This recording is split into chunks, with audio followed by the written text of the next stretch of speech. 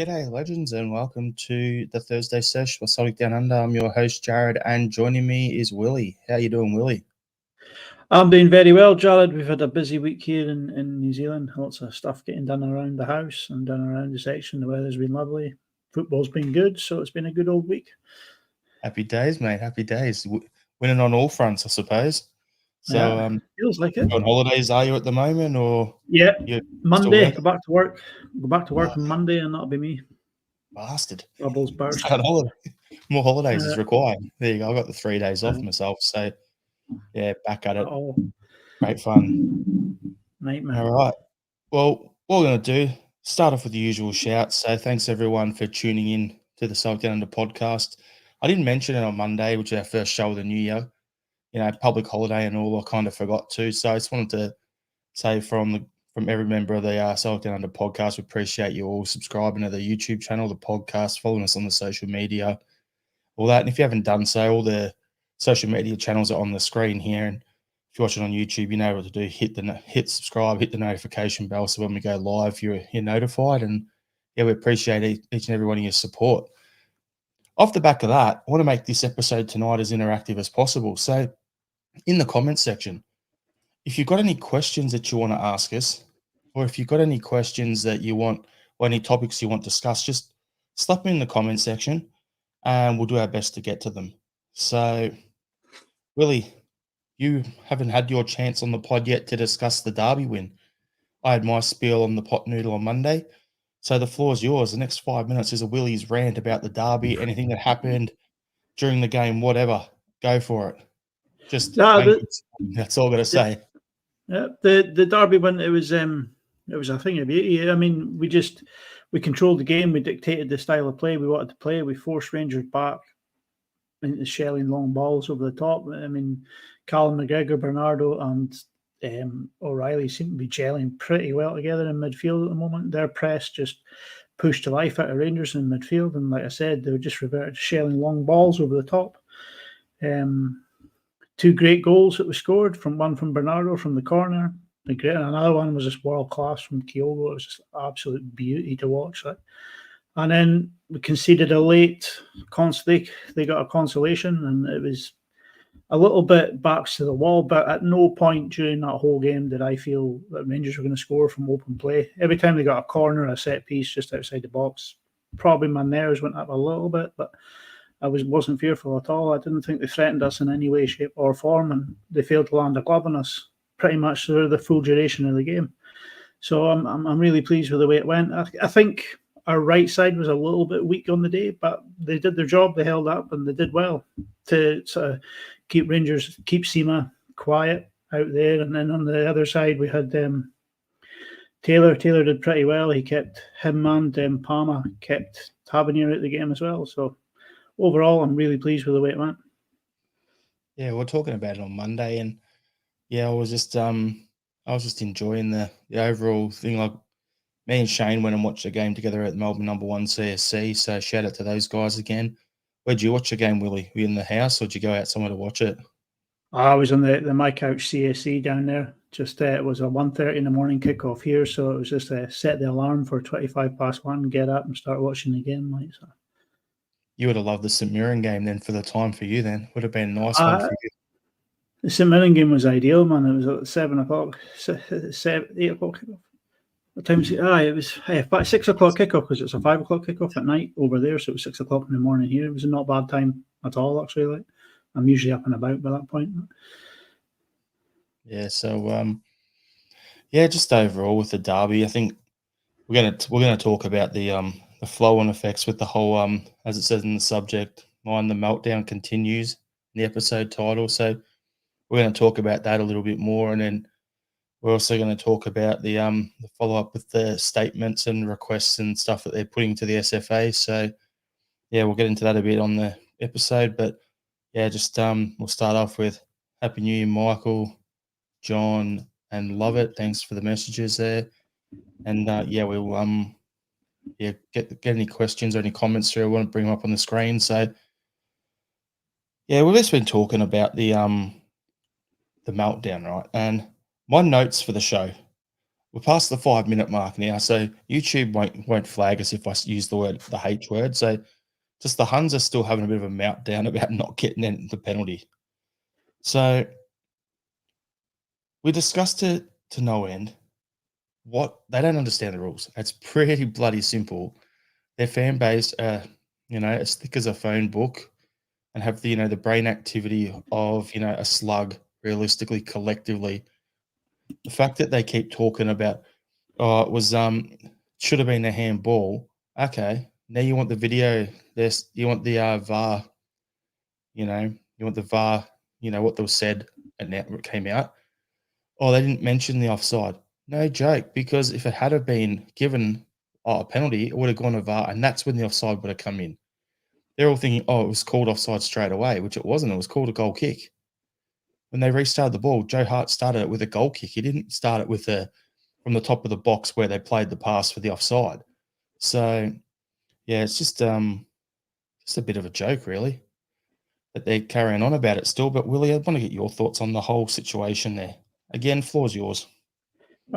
Honestly, the fallout from this one's epic. Each time we beat them, I think, oh, it's going to be great. We'll get on social media, see what they're saying. They're going to be crying over this one. This one's hurt them. This one's hurt them really bad because they had them Mickey Beale as a messiah, but they really have pinned high hopes on Baltimore. So I'm kind of really loving the way that this is hurting them even more. And today, just as things seem to start dying down a little bit on the socials, along comes the statement after their meeting with the SFA that the offside decision was never discussed during the VAR conversation, and it's just flared them up again, and it's just getting better and better. It just keeps on giving, this one. I'm just laughing. Here's a game which they didn't really land a glove on us in any way, shape, or form. And they're clinging desperately to the fact that they may or may not have had a penalty that she would never have gotten because of the offside decision if they went back to the very start of the attacking phase of play. It's a very dire place for them to be in right now. And I don't know what game some of their fans have been watching, because they're saying that this could have been make or break their season. At no time did they trouble us. So I don't know. I'm just enjoying this nuclear fallout that's happening at this moment in time. Everyone's getting blamed, from the Pope's visit in Bella Houston Park in was it 92 or 80s or 90s, way back. So that was the start of it all, and out comes people like Willie Collum from there on in. Are allowed to rise the social ranks through society, and it's all everyone's fault but their own for not having a team good enough to beat us. Let's be honest. All the talk, I'm going to say it, read between the lines. What is it all about? Why are they going after Willie Collum? Who was the guy with the whistle in the middle of the park? He was one of their guys, right? It's Nick Walsh. So who was the guy out there? He was a Rangers fan. Linesman, I don't know, probably Rangers fans, right? But the guy in the box, the one that they're going after, is the only obvious person who gets referred to as the RC, who's a Roman Catholic. Let's be honest. So that's the only reason I can see why they're specifically going after Willie Collum. It's got nothing to do with, they don't want to go after their own people. So the ones who have looked after him on his run of penalties. So let's go after the guy who's not of their denomination. I'll just say it. It doesn't bother me either way. Like, I don't care what your religion is, but at the end of the day, like, that's the elephant in the room that people are alluding to but aren't actually saying. And I look at it and go, Willie Collum, they said on the VAR thing, they didn't talk about the offside, as I said earlier. As you said, Willie. No, they were saying all the VAR talk would have been, was that a penalty or not? No. Okay, goal kick. If the Willie Collum said, yeah, it's a penalty, points to the spot, then it gets reviewed the whole play, and then what happens? Suddenly, the offside comes into play. Mm-hmm. Idiots. But they are like, it's just crazy to think that for the second time in 2 years they've had a penalty given against them, and they're spitting their dummy out it again for the second time in 2 years. Because what is it they say? When you've enjoyed the privilege for so long, equality feels like oppression. That's just exactly where they are at right now. They're not 100%. getting the decisions going their way the whole time, and they just can't handle it. As I said on Monday, Willie, Rangers FC, or the Rangers FC now, always cheated, never defeated. Exactly. It's pretty much it. Is what I'll do is I'll bring up some of the comments here. So, yeah, we've got Michael Ross saying, I see the forces of darkness now demanding who referees their games, but we'll touch on that. But we've got this one here from Pegleg. The sense of entitlement amongst these bedwetters is unreal. Michael talking about the game. He opened a bottle of bubbly 15 minutes to go to celebrate. Never drunk a bottle quicker between biting his fingernails. Love it as the meltdown is truly, considering they themselves have not considered a penalty in 74 games, and so many of them are dubious and wrongly ignored by game officials. Case in point, the one against Livingston. So I'm going to point out earlier in the season where it was like the 93rd or 94th minute and they got a penalty given and there wasn't any contact at all. But, let's not worry about that. They're oppressed. And then John Clements, when you have had decisions go your way for decades, it causes rage and bewilderment to them when they don't get the usual penalty. Pretty much similar to what you were just saying there. Michael Ross it's hilarious, to be honest. And then, so Pegleg was, correct me if I'm wrong, but Newcar about to set a record for the amount of games without conceding a penalty. They were one behind Barcelona, I think, from the Messi, Iniesta, Xavi team under Pep Guardiola. RL77, glad you could join us here. He was a little late because he had to swim through a flash flood of Hun tears. And Mahesh, I'll finish it off the comments with you for the time being. Celtic deserved the win, generated enough momentum for 3 goals, Rangers enough for 1. There you go. Spot on. Yep. Over to you, Willie. You going to say something? Well, I was looking at the stats, and Mahesh might back me up on this here, but shots, Baltimore was saying they had more shots. Yeah, they had 2 more shots on target, but 2 more shots throughout the whole game, but they only had 3 shots on target, and they had 0 big chances throughout the whole game. So if you're not going to get any big chances, you're not going to get any goals from open play. And like I said earlier on, from open play, I felt no fear with them. When they had the ball, I knew straight away that they weren't going to be able to hit us with it. So you look at the midfield that they had out that day. They had Lundstrom, Sterling, and Cantwell. Cantwell was a non-entity. It was hilarious to watch Callum McGregor just enjoying his battle with him, just smiling as he's keeping the ball off him the whole way through the game. And Sterling, he's a unit, but he's a defender. He's not a midfielder. And Lundstrom, he's just a poor man, Scott Brown. At no point, like I say, I didn't fear anything that they had to offer from the middle of the park coming out through. So, and Sima was probably the one player I thought that might be able to hurt us, but he ended up having a stinker. So the whole game was it was all Celtic for me. 100%. So, just going to go on a little tangent here, Willie. So, we're talking about all the way that they've been carrying on, right, on social media, and it's the fans in general, right, and then the club, and then the videos on their social media channels being released from, their manager, Baltimore, and all this sort of stuff, right? Now, for me, the question I want to throw to you, and I'm going to go into their social media stuff. If we were to go and lose a game, okay, so when we lost a few weeks back to Hearts, do you go out and watch Hearts fan media shows? Nah, not at all. Not at all. The only time I listen to opposition fan media is the last couple of games we played Rangers when we've beaten them. I might tune into some of their podcasts then to see how hard we've hurt them. But if we lose, I struggle to listen to our own fan media if we lose, so I wouldn't be listening to anyone else's. Yeah, I'm the same, Willie. And the reason I brought it up is because we had on Monday on a couple of live streams there, we had a few of the sister shaggers and that in the comments, and they were being painful. And one of them decided to anonymously report one of our podcasts.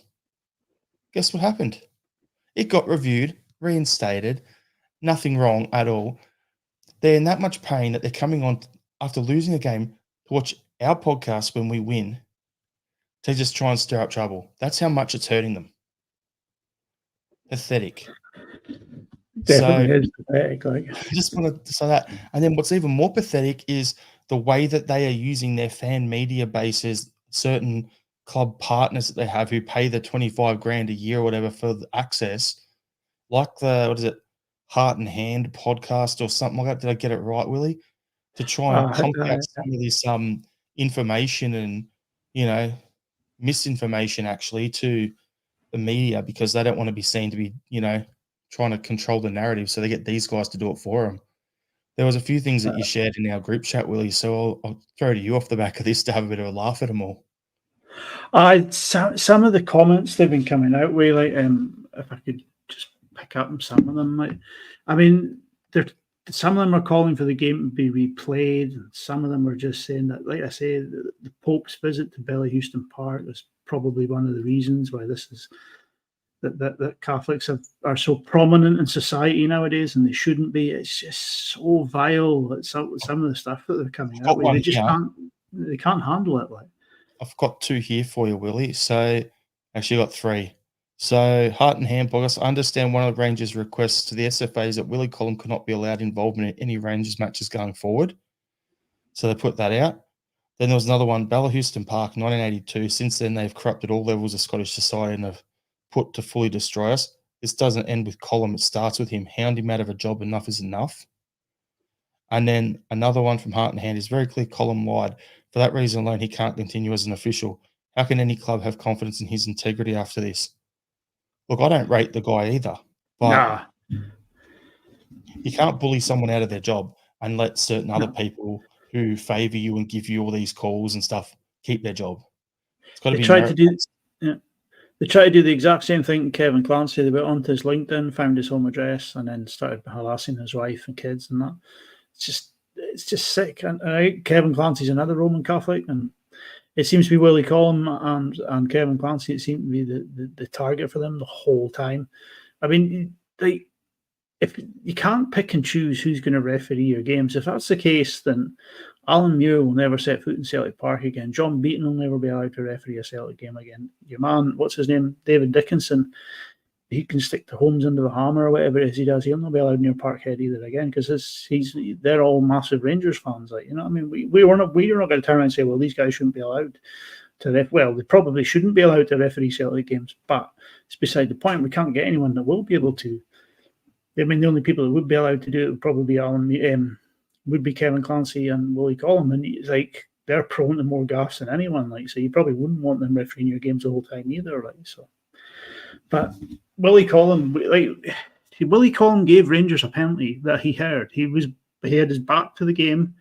He didn't see what happened. He just turned around and seen the Rangers player on the deck. Boom, penalty. I heard that. So I mean, it's just ineptitude of Scottish referees all over. And now that the fact that they're on the receiving end of it, they just can't handle it. Like, welcome to the real world. That's all I've got to say. If we had the same situation set up in Scotland that they have in England, where you have to declare family allegiances to clubs, your local clubs on where you live, and anything like that, and who you've gone for, if you have to declare all of that, suddenly there's going to be a lot of Kilmarnock fans as referees, aren't they? All the Ayrshire guys will say, "Oh, I'm a Killie fan" instead of a Rangers fan. So let's be honest, like, it's going to cause issues. So yeah, I'm not really too worried about it. I just think it's pathetic at the end of the day. Like, it wasn't one refereeing decision that cost you the game. You weren't even in the game. There was like a 10-minute patch after Welsh went off injured where we were unsettled, and then we got on top of it again. And then after they scored, we were a little unsettled for another 5 minutes or so, and then we settled back down. They got maybe 15 minutes, 20 minutes tops in the game where they probably had a bit of momentum. But the game's 90 minutes long. So there's 70, 75 minutes where we've got all the momentum. We're scoring goals. You're not even threatening. So one decision, one decision doesn't change anything. I just got distracted by a couple of these comments here, so I'm going to bring them up. So RL77, the police commander told the SFA to let Celtic win from Rangers. Yeah, that's another one. That was on the Rangers radio phone in. Yep. The guy's saying, the police commander said that there's 60,000 Celtic fans here. They can't lose because they'll invade the pitch and put the players at danger if Celtic lose. It's just ridiculous, the levels that they're stooping to now. Like. The pain is real. Pegleg's comment is the SFA then cave into them saying the handball incident was wrong, even though the whole thing was irrelevant anyway because Seaman was offside. So it appears they've thrown their own officials under the bus. Pork Chop Express is saying Colum is probably the fairest of both sides in these games. Yeah, because he's I think he's a hippie, all things considered. He doesn't really like either of us. Another comment from Aegis Clancy, still reffing. I don't know. Yeah. He was fourth official on the day. Oh, there you go. They had to give Willie a friend. Mike Ross, they said we're coming to get you. You love it, saying UEFA should look into them for trying to fix the laws of our league to suit everything they demand. 100%. Mm-hmm. But it's not just like they're trying to dictate who can and can't referee the games. They're trying to dictate the amount of away fans they can and can't have in their ground. This isn't David Murray's succulent lamb era anymore. We're not bowing to everything that you want us to do anymore. Like, this is a balanced league where we all make decisions as a collective. Like, and if you're not happy with it, then tough. Like, you know what I mean? This is not about Rangers. You're not the only show in town anymore. You know what I mean? Haven't been for the best part of 2 decades, Willie. Exactly. Like. Here we go. Pork Chop expresses, I think the SFA have to inform UEFA of suspected corruption before they take an interest. It's never going to happen. Yeah, so, and Love It's here saying, agreeing with what you're saying there, Willie. Actually demanding what officials can referee their games should be enough to ban them from our league. Yep. That goes back to Steven Gerrard. I remember there was a game where that happened and he wouldn't let and he carried on, refused to shake your hands, and then just went off in the media. Didn't even get cited for it or anything like that. And then certain ref wasn't cited in any of their games for almost 40 games. That was Willie Collum. No, I knew exactly who it was. I wasn't saying if the comments or if you knew where I was going. Sorry, sorry. Nah, it was Willie Collum as well. So, yeah, as Robert Gibson saying here, how are they still moaning about being shite? 100%. Yeah. At the end of the day, they've got themselves in a tizzy because one referee on the pitch didn't think it was a penalty and the VAR referee didn't think it was a penalty. So no review for the penalty really came in. And even if it was going to be deemed offside. So what they're actually doing is they're getting their heckles up over a decision that was correct. I mean, I can't get my head around it. I mean, the correct decision was reached and they're arguing about it now, but they should at least admit that there might have been the case for a penalty. I mean, what do you want the SFA to turn around and say, well, maybe it did touch his hand, but we don't think it was a penalty, so it's not a penalty. The thing is, was his hand in an awkward position? Yeah. Well, was his hand in body? Was it was it a natural position though for where he was on the field and what he was doing? Yes. And then there's another one they slowed down on one of their idiots. I think it was trying to remember who it was. The guy who got schooled by the Iris Limassol Twitter account back in the day. He put up should have been two it should have been 2 penalties against Johnson because there's another one where the ball hits him. He's on the ground making a slide tackle or putting his hand down trying to clear something, and the ball gets kicked into his arm. Like, he's in a natural position, and then they've made it happen. So it's not gonna be that way. But yeah, I just think at the end of the day, you're not good enough. You lost the game. You get on with it, and yeah, just you can't dictate terms on who's going to referee. And welcome to the real world. Now, if anything, the only penalty incident that should be getting talked about for an offside decision is the one where David Turnbull was pushed to the ground by, was it Tavernier? Yeah. Because that linesman, the second Tavernier's hands went on Turnbull's back, that linesman put his flag up for the offside. Now, I might be wrong in this, but I thought the attacking play is to play out before the offside flag goes up. The second Tavernier pushes Turnbull to the ground, that linesman sticks his flag up for offside, it's no foul. Like, so I don't know. There's something. If anything, that's the penalty decision in the game that should be meriting more talk than what the other ones are getting. That. all I'm going to say when it comes to the penalties and VAR coming involved, I'm going to end it with this thought here. When is VAR supposed to be used? When there's a clear and obvious error. That is the key thing there. Yeah. Clear and obvious error. Was there a clear or obvious error with the first penalty, with the penalty call against them? No, there wasn't. It wasn't a clear thing. The ref didn't pay a penalty. The VAR didn't seem he needed to get involved. End of discussion. But then if it had have gone to it, it would have been ruled out for offside anyway. So it's irrelevant, just like your football club. So I'll leave that bit there. But RL77's asking, are they going bust if they don't get Champions League money? Pretty much by the looks of it. So we're sitting at about the 2011 countdown spot, I believe, where if they don't get group stages next year, then they'll the ticking time bomb. And then Robert Gibson saying here, I prefer a wrong offside call on the spur of the moment instead of all this, let it play out and for the next 20 minutes to have a look at it. Yeah.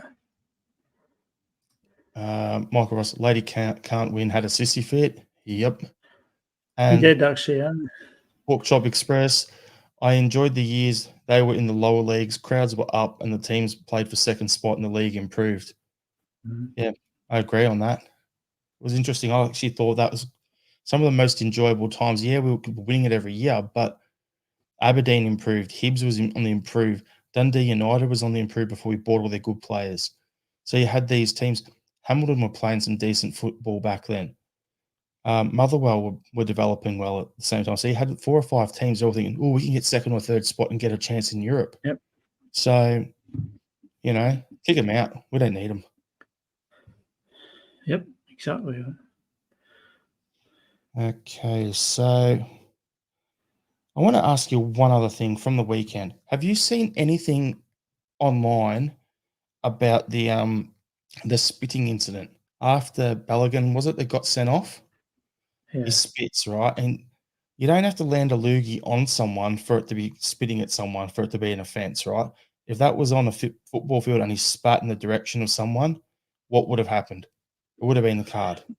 Would have been a card, yeah. Does it to the crowd. That's the sort of thing. If I was walking in the street and I spat on someone, I'd get arrested. So it's technically a form of assault, especially after COVID, when they put all that sort of germ sort of stuff like that into law. In Australia, I know where I am, I'll get arrested if I spat on someone. So I'm looking at wanting to know, are we seeing anything about this? Has the club released a statement? Is anything being reviewed? Is the security thing into it? Is the SFA said anything? Because if we want to get into this statement game, there's the point right there. Have you seen anything anywhere, Willie? I've seen the incident, and it does, from the camera angle, I've only seen it from one camera angle, and it does look like he's spat at the fans. But I was listening to a journalist today, Roger Hanna on Super Scoreboard. He seems to reckon from some of the angles he's looked at it is that Balogun's actually blown a kiss at the Celtic supporters who were taunting him for being sent off. So if that's the case, then perhaps it's not as bad as it looks. But if he has spat on someone, like, is it the El Hadj youth treatment? Like, I mean, he punted it at Liverpool the second he put that grog on the Celtic fan. So, come on. Well, I don't think it looks like that either. I haven't looked it back since I've heard that, but it's just like, really, is that what you're going to do, to turn around and say that this is justifiable? You know, I mean, if he has spat on someone, then he needs to boot it out of Scottish football altogether, and just away playing Turkey or something like that, where that sort of thing might be acceptable. It's not acceptable here, that's for sure. All I've got to say is I've seen it from 3 different camera angles. You kiss with your lips, you spit using your cheeks to get the power behind it. And so unless he's kissing like a puffer fish, going like that sort of thing, puffing his whole face up, he's talking out his ass. Yeah. This is the guy that goes right for Chris Boyd because Chris Boyd's too stupid to write his own articles. It says it all. Yep. If that was, let's look at it this way. If that was the other way around, and that was one of our players who've been sent off and then spat at a Rangers fan or a zombie over at Ibrox, that'd be front page news. It would be, yeah. 100% it would be like. I think we shouldn't leave the derby there, William. We'll start talking about the St Mirren game. What do you reckon? Yeah, that's fine, All right, I'm just bringing up the starting lineup because I had that on the screen and just accidentally shut it down. So there we go. So the starting lineup, I think the only thing we said on Monday coming into it was it going to be the midfield, was it Bernardo, and at the back it was going to be Naroski. So it's pretty much also go the same lineup that we had against the Rangers, which we did. So it was Harding goals, Taylor, Scales, Naroski, Johnston, Bernardo, McGregor, O'Reilly, and then Palmer, Kyogo, and Maeda up front. So what was your overall thoughts on the game, Willie? I thought Celtic pressed the life out of St Mirren. I think St Mirren had a game plan which they tried to execute, and within 60 seconds that game plan was out the window. And by 7th minute of the game, they were backs to the wall, reverted to a 5-3-2. It was really good stuff from Celtic. I mean, they were just reticulating that ball around the midfield. It wasn't like games previously when we just horseshoed it around midfield. There was a lot more intensity to our press this time round, and it was really good to watch. Like I said about the Derby game, but that midfield three of Calmack, Bernardo, and O'Reilly's really clicking at the moment, and some of the football that had been played between them was really fluid. Like O'Reilly's pass to Maeda in the 62nd, he just bypasses their whole defence. It just puts one ball that goes past them all, right lands. He killed off two defenders with one pass, Willie. Yeah, and it just lands. I mean, it's weighted so perfectly. It lands right in front of the eyes of Maeda as he's running. You know what I mean? It just lands perfectly there for him to just slot. I thought he put it between the keeper's leg, but when I watched it back earlier on, it looks like he's gone under his arm. So, and like Maeda looked very, very threatening the whole game. He was buzzing about on the right. He was over on the left. He seemed to sort of perk up a wee bit, like from his game at the weekend where he was sort of quieter. So it was good to see him getting in about the action. It was a really good game of football. Although the weather was coming down a lot, I really enjoyed watching it. I thought there was a lot more goals to be had in the game, but it's just unfortunate their keeper had a really, really good game. Yeah, just with that, I'm looking at it going, yeah, it was 3-0. Could have won 6-7. Could have easily scored that, as you're saying. So I'll give credit to their keeper where it's due there. Robert Gibson has pretty much said what I'm thinking. It's a great start to the game daily control, and then it's a bit of a snore fest. He was cruised after that. Like the intensity was kept up. We kept playing, but it wasn't the boring thing. That was more like that game in particular was, to me, was more like an Ange sort of thing where we got out there, got the job done early, got our margin, and then after like the half hour, whatever it was, I can't remember what the time was, we just went, okay, let's just settle back, get through the game manage it, and then we push on into the international break, not the international break, the winter break. That's what it looked like to me anyway. So I was pretty happy with that. So yeah, overall, wanted to touch on a few of the passes. Like you touched on, we spoke about O'Reilly's assist. I thought Bernardo's assist, two of them, if my memory's right, was pretty bloody good. Like the pass where he's got the ball, he spun around and killed the ball and spun around and then laid it off for O'Reilly. Good pass, great play to see him making that run. And then the other one over the top to Taylor, inch perfect pass. That was just majestic. When we used to do football training when we were kids, they would teach you the John Collins turn, and that Bernardo little turn in the box just opened up all the space for him. Just sort of reminded me of that little turn they used to try and teach you in school. It was, and then he just perfect pass to pick out O'Reilly. It's great, but I was really, for me, Bernardo was man of the match. Just seamless in the middle there next to O'Reilly with Calmack sitting behind him. 2 assists from the Portuguese prodigy. It was just a brilliant performance overall from him. Just this winter break has come at the wrong time for him. Like, you know what I mean? He was just really starting to gather a head of steam there. But I think another player who needs to, I mentioned, is Palmer. I think he had a pretty poor game. He seemed to get a lot of possession out there on the left, but some of his delivery was absolutely honking. I think the only thing Palmer had going for him on the game against St Mirren was how nice his hair was still looking at the end of the game when he was on.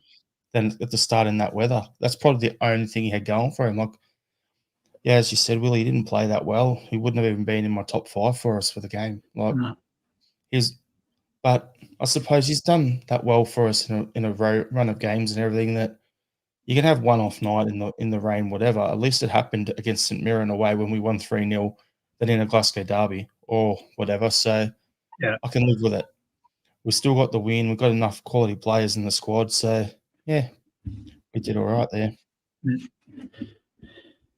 But Alistair Johnson at right back, I kind of thought he was back to his best that game. He seemed to be putting a lot of balls in and out of inside and outside to Maeda. He really did seem to sort of pick up a bit from his performance the other week. The other whole right side seemed to be where most of attacking was coming down in this game. But yeah, I thought Alistair Johnson did really well. I thought Nawrocki did very well as well for his first start in a very long time. Yep. Well, we got Pegleg saying Johnson's been absolutely honking at the moment. He nearly gifted the derby game that mob on his own. So are you talking about Alistair Johnson there, Pegleg? Because I actually thought that Alistair Johnson has played probably 2 of his better games in the last 2 games for us of the season. He's been pretty bad all season, but yeah, not at the levels he was last season, but it's 2 of his better games so far.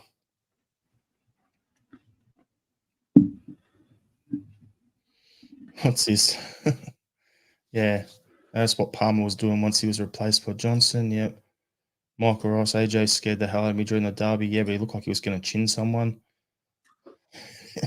Robert Green, Palmer is sponsored by Brill Cream. That's probably why he played so poorly in the wet, because, you know, Brill Cream, when it gets wet and gets in your eyes, it's not pleasant. No. It's sun cream over here. It's sun cream I keep getting in my eyes. Start sweating with the sun cream on my forehead, and it stings like mad. Like. Worst thing, Willie, is, you know, the zinc you put on your skin or your nose or whatever, the thick white zinc. If you somehow get that on your nose and then you get the cricket or whatever and you rub it and it gets in your eye, that's the worst of the thing. Oh, it's horrible. It's so thick and it takes about half an hour to blink out of your eye. Yeah. Brutal. But anyway, so during the game, obviously, there was the red card. I'm going to bring up a comment here.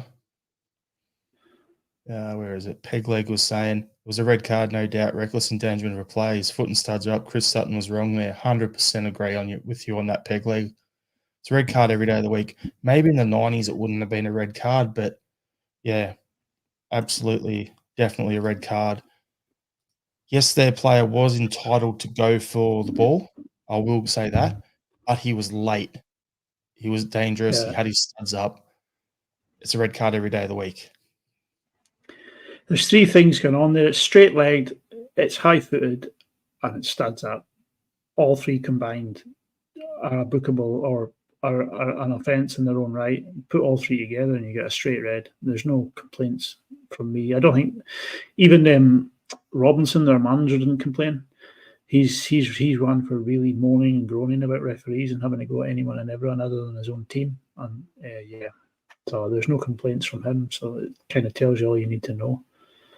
I think it showed how much of a hard bastard Joe Hart is too. He starts straight to the face, gets up like, oh, what's going on here? He saw the yellow and then it's like, and he's ready to play on. And I'm like, you didn't do that thing yet. You know, like a player we saw it on the derby. Seamer got bumped, went down, laid down for 5 minutes. Yet Joe Hart cops studs square to the face, and 30 seconds later he's up, ball down, ready to, you know, play the goal kick or whatever. Yeah. Like, it's just levels there. But you look at what Dyson Maeda was sent off against Atletico Madrid for. They're saying that's a straight red, and then you get people trying to say, it's a contact sport. Joe Hart got up and got on with it, and Olasanya, well, he's probably unlucky not to get a yellow, just a yellow. Nah, sorry, not in this day and age, mate. Yep.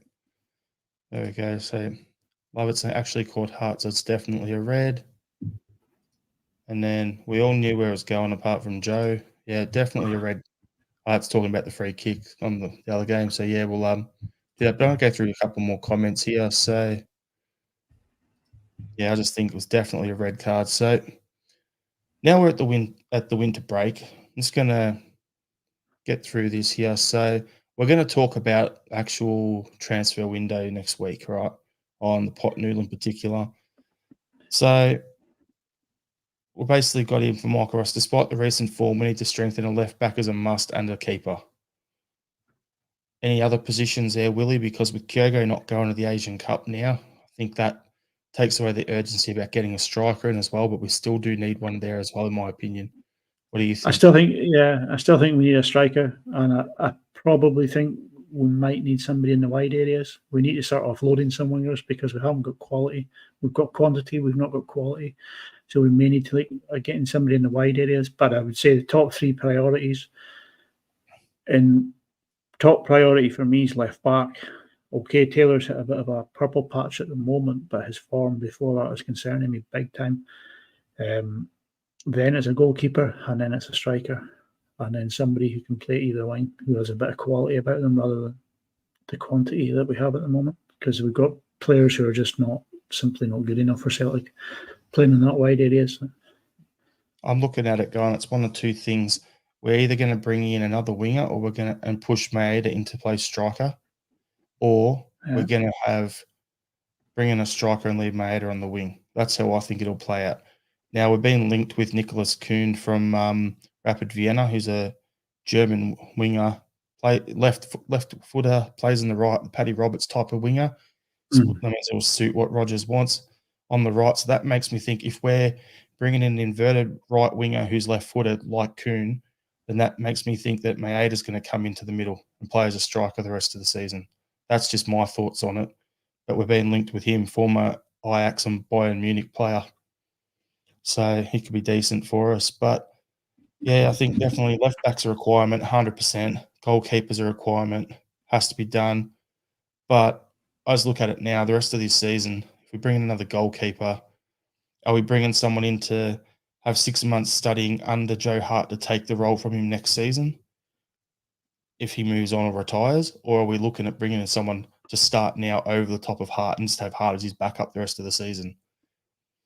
It depends on what the role is, because if we're looking to bring in someone to train under him for 6 months to potentially take the spot and then Hart retires, then we're probably going to have you back to square one in the summer looking for another keeper just for depth in the position anyway. So I'd rather be like, all right, let's hold off till the summer and then just go hard in that position and get an actual proper number one. Yeah.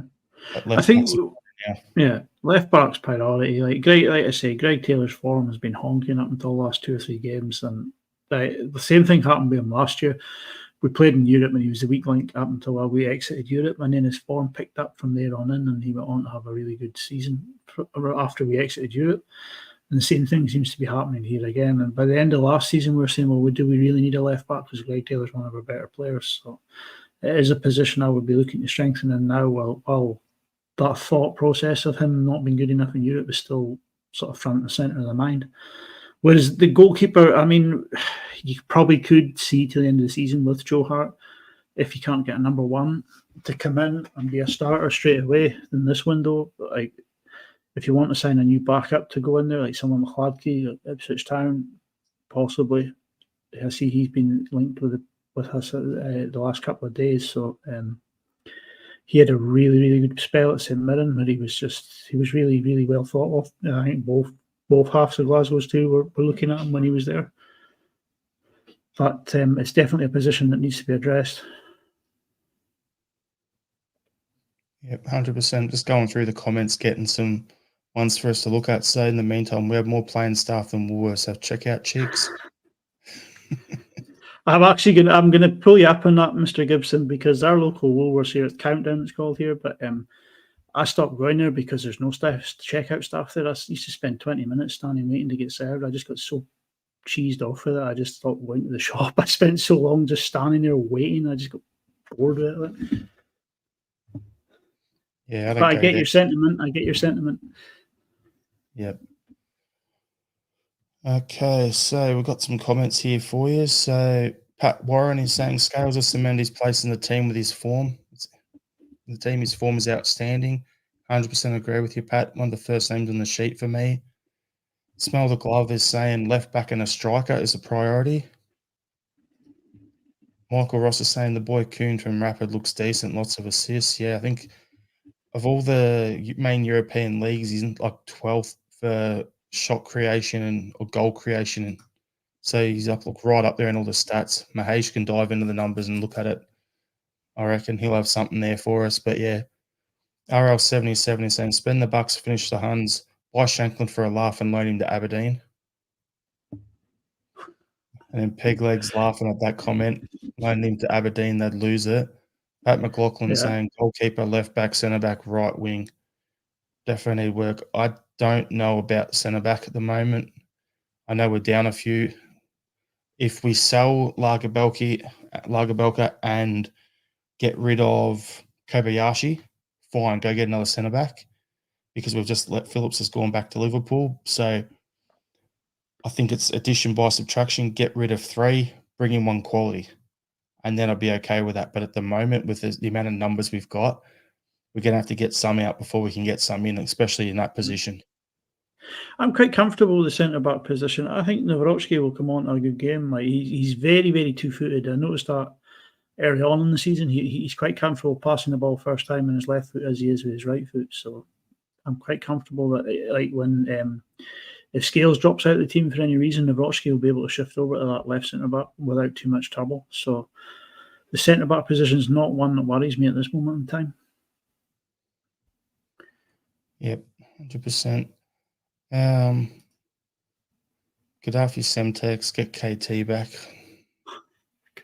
Here we go again. Is it that time? Is it that time again? Only took how many days? 4 days into the transfer window for someone to mention in the comments about signing KT. Here we go. Isn't he injured anyway? I think he is, actually, isn't he? He might be out for the Euros. He's out for a while.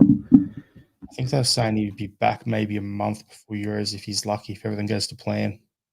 Yeah.